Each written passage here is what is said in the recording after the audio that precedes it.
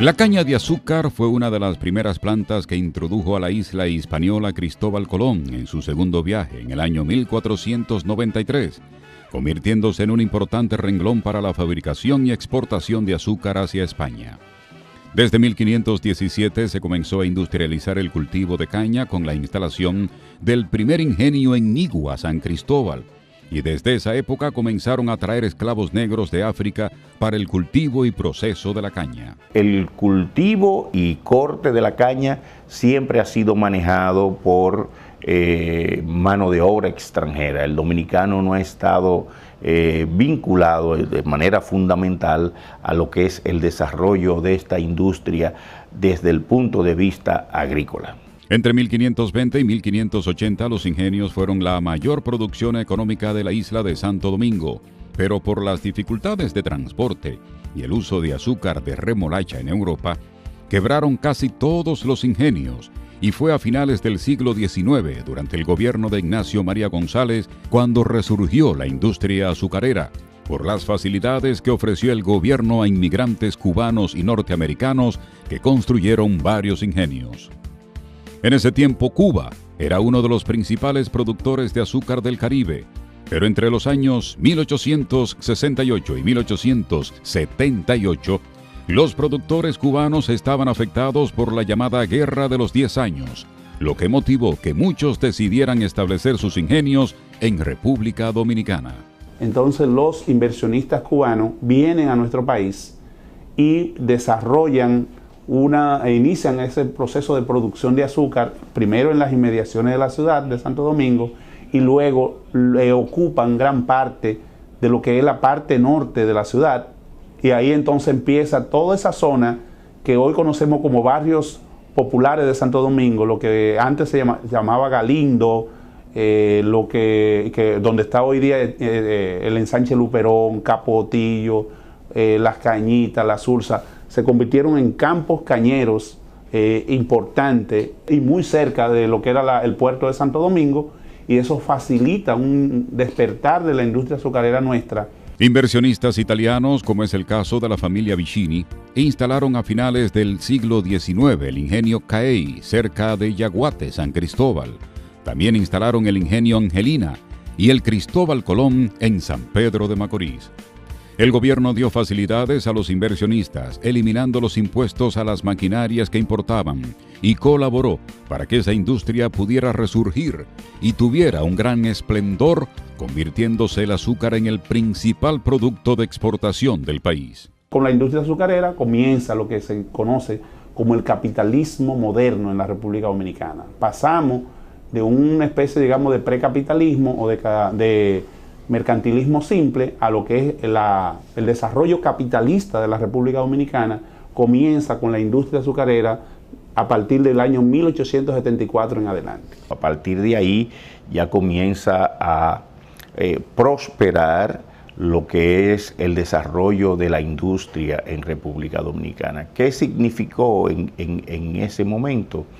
Primero, la introducción de importantes capitales foráneos fundamentalmente, y la migración de personas que ya tenían una condición de experiencia en lo que era la plantación agrícola. En el año 1879 se instala en el sector de San Carlos de Santo Domingo el ingenio La Esperanza, considerado como el principal establecimiento agroindustrial existente en el país porque trabajaba con máquina de vapor.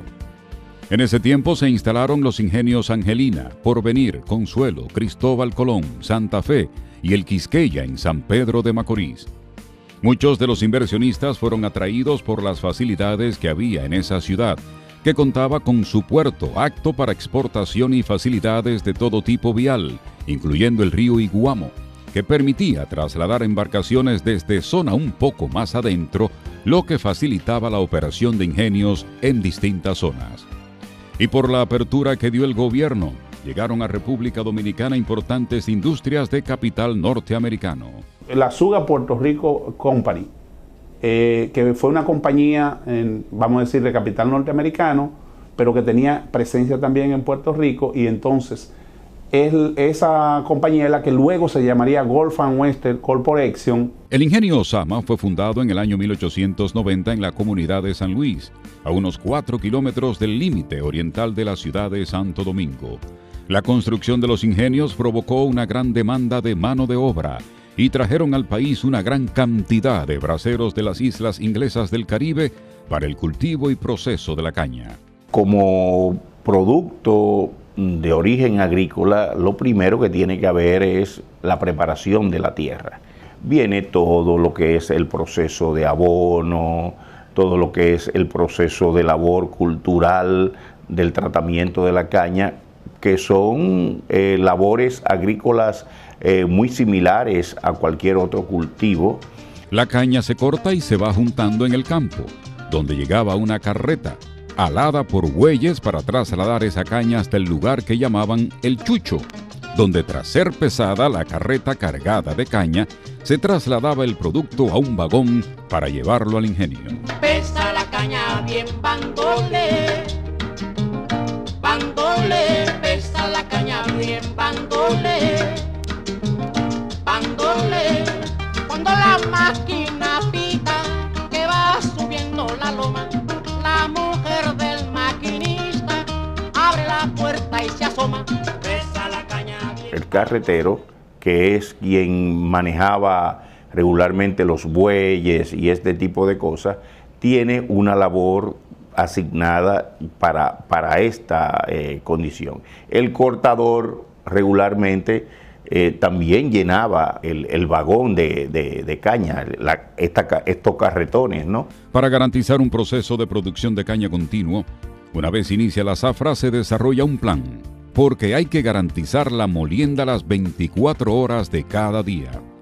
El plan de transportación debe ser garantizado para que la caña llegue en el menor tiempo posible al llamado patio de caña del ingenio. Una vez allí, Esa caña hoy pasa por un sistema de lavado a través de bandeja. Una vez ya está limpia, pues pasa por un sistema de cuchillas para entonces entrar a los molinos, que es el proceso de destrucción de las fibras de la caña para la extracción del jugo. Cuando ese jugo ya está eliminado de esas impurezas, pues pasa a tanques en donde va a recibir una fuente de calor para convertir en melaza. Se llevan a diferentes tanques para lograr la cristalización del grano de azúcar. Este azúcar ya vaciado pasa a secadoras que van a secar el azúcar. Y de ahí, una vez ya secado, pues va a los almacenes. En el pasado, muchos de los ingenios del país transportaban su caña desde los campos al ingenio utilizando locomotora, medio de transporte que todavía mantienen al menos 2 de las industrias que operan en el país. Desde el siglo XIX, los ingenios están diseminados por todas las regiones del país, ya que además de los que se habían instalado en Santo Domingo y San Pedro de Macorís, en el norte operaban los ingenios Amistad y Montellano en la zona de Puerto Plata y el ingenio Esperanza en la provincia Valverde, mientras en el sur fue instalado el ingenio Barahona y en el este se sumó el ingenio Boca Chica. Así se produce el gran auge de la industria azucarera dominicana, la cual por muchas décadas constituyó la principal actividad económica del país. La caña y su industria, a partir de ella, en un momento fue catalogada la espina dorsal de la economía dominicana. En esos momentos en que el azúcar llegó a 60 centavos por libra en el mercado internacional, pues fue el momento de la danza de los millones para los países productores de azúcar. El auge de la industria azucarera se mantuvo durante los años de la ocupación norteamericana de 1916. 2 años antes, se produjo un repunte de los precios del dulce, al estallar el 28 de julio de 1914 la Primera Guerra Mundial, debido a que los campos de remolacha fueron arrasados en Europa, provocando el aumento en los precios de azúcar derivado de caña. A la efervescencia económica vivida entre los años 1916 y 1925 se le conoce como la danza de los millones. En 1930, cuando asume el gobierno, Rafael Leónidas Trujillo comienza un plan para adquirir los ingenios del sector privado y luego de pagar la deuda pública en 1941, decide comprar los ingenios azucareros que tenían varios extranjeros en el país. Además de comprar casi todos los ingenios, Trujillo instala el ingenio Catarey en Villa Altagracia y el ingenio Río Jaina. El Central Río Jaina se convirtió en el ingenio, como te dije, más poderoso del área del Caribe. Y él hizo todo lo posible también por hacer que los norteamericanos le vendieran los ingenios que tenían en nuestro país. Y hizo hasta lo indecible para lo que hoy es Central Romana Corporation, que antes se llamaba Gulf and Western, le vendiera las propiedades y los derechos del ingenio. Como parte de la presión en busca de conseguir el Central Romana, Trujillo encargó a uno de sus hombres escribir un libro denunciando el maltrato que recibían los trabajadores de ese ingenio. Y es así como nace la obra Over, de Ramón Marrero Aristi, en donde se denuncia que los dueños del ingenio estafaban al trabajador con los llamados vale. Trujillo eso lo criticó, pero en los hechos él hacía lo mismo. O sea, él era una crítica como que no era él, como que él no hacía eso, pero en los hechos, en sus ingenios, él hacía exactamente lo mismo. Había toda esa estructura, vamos a decir, mafiosa, para decirlo de alguna manera, que había en los ingenios del Central Gulf and Western también. La carta que me escribiste, el 15 la recibí, me pide que te trae la caña buena del país. Comete tu caña, comete tu caña, comete tu caña, que la traje para ti. En 1956, Trujillo construye el ingenio Esperanza en la provincia Valverde.